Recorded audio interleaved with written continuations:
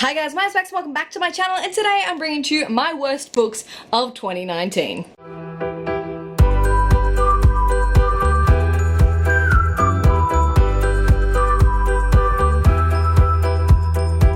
So if you saw my last video, you would have seen that I posted my best books of 2019, and I really enjoyed that video, but today, that's not like that video because we're going the opposite way, and I am bringing to you my worst reads of 2019, and I may get crucified for a few of these. I may. I am not putting a disclaimer here. Everybody's entitled to their own opinion. These are mine. Don't get offended. And I'm just gonna go for it. So without further delay, let's get in to my least favorite books in 2019. We are going from my least hated all the way to the worst book that I've read in 2019, and it was interesting. Luckily enough, there's actually not that many books that I hated in this year. These are like the 2-star to the 1-star to the DNFs. So I actually didn't read that many bad books this year, which is really, really good. Everything was kind of 3 stars and up, which is amazing.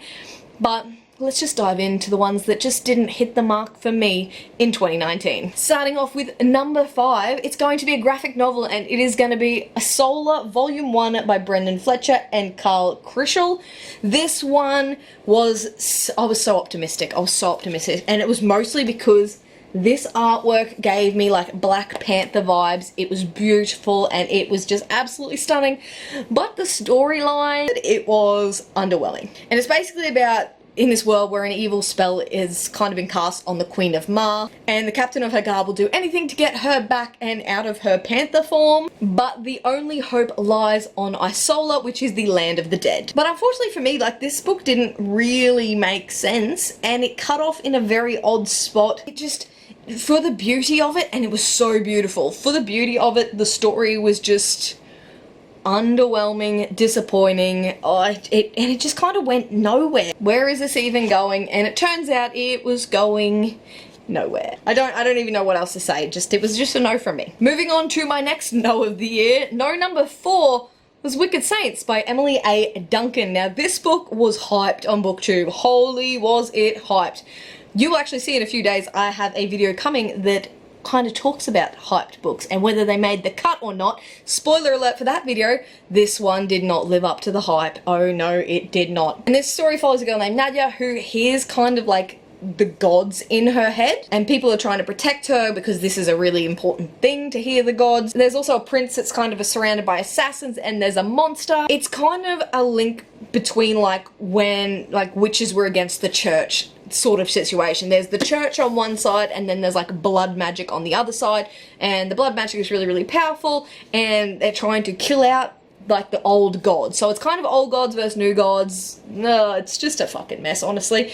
It kind of is a rip-off of the Grishaverse in so many ways. It wasn't even trying to hide. It was just, it was all Grisha all the time, and I expected so much. Obviously the hype helps that expectation go up and up, but the writing was just average. It's supposed to be bloody and gory, and it just wasn't. It was nothing that I kind of wanted to read, and what's really sad about this book, even though I hated it, I really want to read the next one just to see what happens and to see if it is another playoff on the Grishaverse, so I'll probably hate read it this year, so that's going to be fun. But it just did nothing for me. There was nothing in here that I really, really liked, and I feel like at the end it was so rushed that I actually got confused on what was happening and I had to stop reading to go back and go, hang on, what are you doing? What is happening here? The pacing was just so off in the last bit as well that it just really, really threw me, and it just, honestly, I thought it'd get better at the ending, and it got much, much worse. Let's move on from that to another one that I didn't like, and that is Coraline by Neil Gaiman, and people are gonna come for me about this one because this is kind of like a new age classic, but it's bloody awful. I don't even understand what this one is about. So it follows a girl named Coraline who they move into a new house with her family, and kind of at the back of that house, bricked up through a door, is an identical house with parents that have button eyes. So I can see how it would be really, really creepy for children to read. But it was just really twisted and weird for me. I think I missed the age bracket that I should have read this. But not only that, I missed a lot of things. It just confused me. It was just a weird weird, like what is supposed to be a children's book that I can't say I'd let my children read if I had children, which I don't, but like I wouldn't let them read this. I had no appreciation for it. I didn't read it when I was young. I didn't watch the movie. I just read this kind of for a readathon. The only thing I can say afterward, I was just sitting there going like, what? And that was my only thoughts on this book, was just, what? So those were the books that I actually finished. So we're moving on to number 2 now on my worst reads, and this is a book I actually didn't finish. So some people don't include these, I do. And that is Sawkill Girls by Claire Legrand. I cannot remember this one. I read it so early last year. It's supposed to be about 3 girls.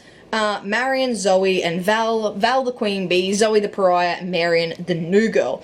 Their stories come together on an island of Sawkill Rock where gleaming horses graze in rolling pastures and cold waves crash against the black cliffs, where kids whisper the legends of an insidious monster at parties and around campfires, where girls have been disappearing for decades, stolen away by a ravenous evil no one has dared to fight until now. Really like the cover, really like the premise, have heard amazing things about Claire Legrand's writing, have heard amazing things about this book. It wasn't for me. I listened to it on audio for a bit there and I physically just couldn't continue. The characters were just so whiny and I hated it. I hated it so much. This could be made for a younger reader than myself. I am 28, but it just underwhelmed me, and I can't stand whiny characters, and there were so many of whiny characters. Would I like to have been able to push through to actually see what happened? Yes. But I think I only got, actually my bookmark's still in here, I only got up to page 95. That is how much I read before I could not stand the whiny characters anymore. I think that tells you a lot. And last but not least, the worst book I've read in 2019 was The Survival Game by Nikki Singer. I got this one on a trip to Melbourne and I started reading it there and I just had to put it down. This is a dystopian, and as you may know, if you've been here a while, dystopian is one of my favourite genres. I love reading dystopians, and this surrounds a girl named Mari who must prove herself worthy of existence. At every checkpoint you basically have to have papers to get through the checkpoints, and survival is kind of her instinct until she meets a young boy with no voice and finds herself risking everything to take him to safety. The writing style in this one was just awful. I could not get into the writing. So I just had to go back to my review because I didn't read this. I read this one on the 24th of January and DNF'd it back then. So like it was very hard for me to remember what I said. I thought the premise of the story was amazing, but I was left disappointed. Although the setting was unique, the writing style was jarring. I couldn't connect with the writing, nor did I want to continue any further. That was DNF at page 164, so again, not really far in this one. A little bit further than I did in Sawkill Girls, but yeah, just, I find that if a writing style's bad, I cannot force myself through it. I just cannot do it. If there's bad characters, sometimes I can push, but the writing style killed this one for me, and I wasn't connecting to any of the characters like I hoped I would. Kind of wanted this to be my new Hunger Games. It wasn't. And that is it for me today, guys. Those are my 5 worst books of 2019, and talking about your worst books is really draining considering that I try to forget about them immediately. But I hope you did enjoy watching and listening to what my worst books were anyway. If you did like this video, please give it a big thumbs up. Subscribe if you'd like to see more and have not already, and chat to me in the comments. Let me know what your worst reads were of 2019. I would love to hear and talk to you about it down in the comments. But that is it for me today, guys. I make videos every Monday and Thursday, and I'll see you in a new one. Bye!